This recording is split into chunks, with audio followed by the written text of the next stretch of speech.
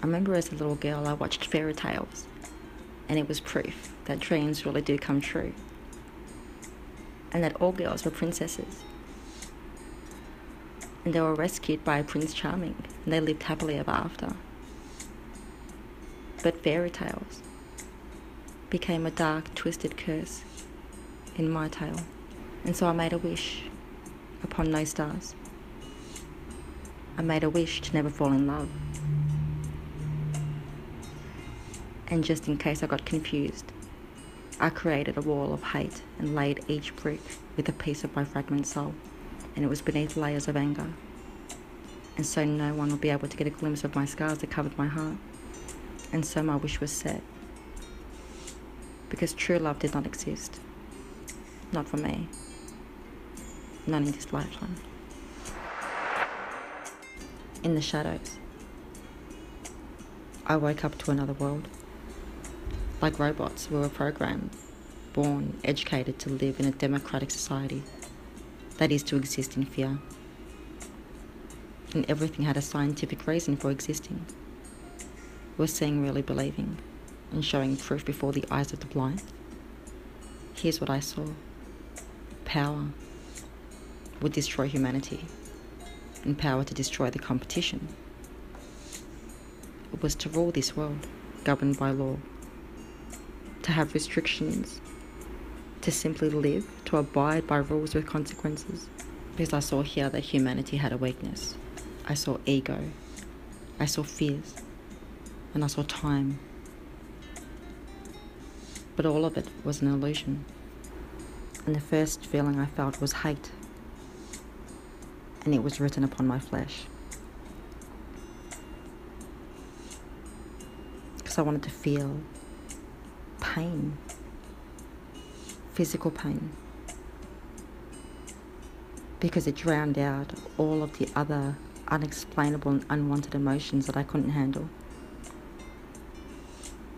I never thought of it as self-harm.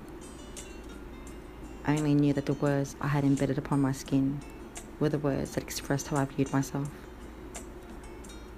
I didn't think about anything as I did it. I didn't feel anything as I did it. But I would look at it afterwards, the words hate, and I was satisfied. And I thought of death, and perhaps it was the adrenaline of feeling pain after being numb for so long. And in the last moment, as they exhaled their last breath of life, was to feel life before they ceased to exist. And I asked myself, why did I exist? With no map, no guidance. And what emerged was a higher level of consciousness. And that the journey that I was on was the dark night of my soul. With each thorn that cut me, I realized was a reflection of all the parts of me that I had not yet loved and acknowledged within myself. And so when I wanted to end it all, somewhere in that darkness, I had summoned up the courage to face the aspects within me that had been pushed outside my conscious awareness. Time started to rewind itself, and before I used to see it as my past and my present would link, and before me was just shadows. But instead, I saw my moments of humiliation, and I allowed them to be viewed with eyes once seen with hatred, with eyes of honor. And I looked at my scars, once seen with hatred and satisfaction. I wore with pride. And this is where I saw the darkness had lost its power, and that my fear and agony were just an illusion. Because when I thought I would stay in the dark forever, but my destiny had decided to choose the opposite for me, and I saw that the world needed healing. Because it was here where I saw the different side to life. I saw the summer's kiss before the sunrise, and I heard the robin's song when feeding their young.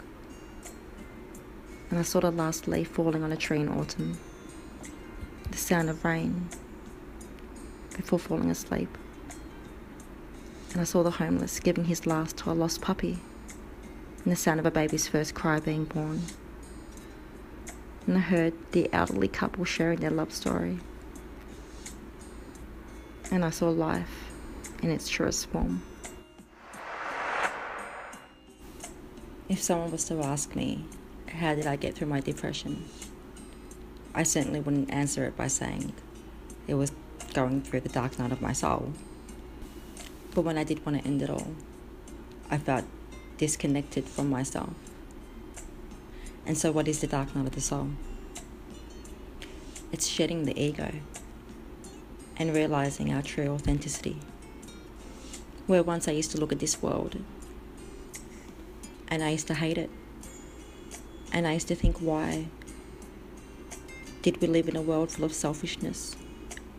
And I realized that maybe perhaps I was meant to go on that journey in the darkness, because it was there that I realized, that I remembered that as a child I used to laugh, and as a child I was innocent. But growing up I was haunted by skeletons, and that I too wore a mask, and I too was heartless. I used to see people cry, and I'd think, why are they crying? Why care? Why have feelings? It's euphoric to not feel. But when you close that heart, you close everything off. And there is another saying, that when one is battling their demons or their monsters, to not become the monster. But I did become the monster. Through the darkness was when everything resurfaced, and I saw all of my flaws and everything that I was when I wore that mask, and I hated myself for it. And it wasn't easy to get through. As humans, it is so natural to lie. We lie to protect ourselves, but in doing so we hurt others in the process. And so spirituality, and in my own awakening, was basically going through that darkness and realizing that we're all not monsters. People are not bad. We're not evil. There are entities that wear human faces, the ones behind bars. But we weren't born bad. See, spirituality saved my life. I realized that we all had a power within us, and that everything was energy, feelings. We take on other people's emotions as an empath. We can feel what they feel. So we grow the compassion in our hearts. But when you close your heart off to love, you wear a mask. And I used to think, why would you want to feel when the outcome to feel is only pain? And that's why we close our hearts. And all of the emotions, the rage, the hate, everything I talk about, that is opposite to love. It's powerful. But again, they're there for a reason. But it's ruled by our ego, reaction, anger, revenge, hatred. You think of the one emotion that controls that. It's fear. And fear does exist. And it's all around us. But there is one emotion that truly does conquer all, and everything else becomes an illusion. But love is an energy that goes beyond this earthly plane. And that is what is beneath the foundations of fear. It is our heart that is pure, our hearts of kindness, our hearts of love. And once we wake, we feel it all. Sometimes it'd be great to go back to sleep, but you can't. When you open up your heart to love, you don't want to go back there in the dark. And perhaps maybe we do exist for a reason. I think maybe it's to restore humanity, to restore this world that we saw before we grew up. When we saw this world through the eyes of a child, when everything in life was magic, when everything in life was beautiful. To return our hearts to innocence.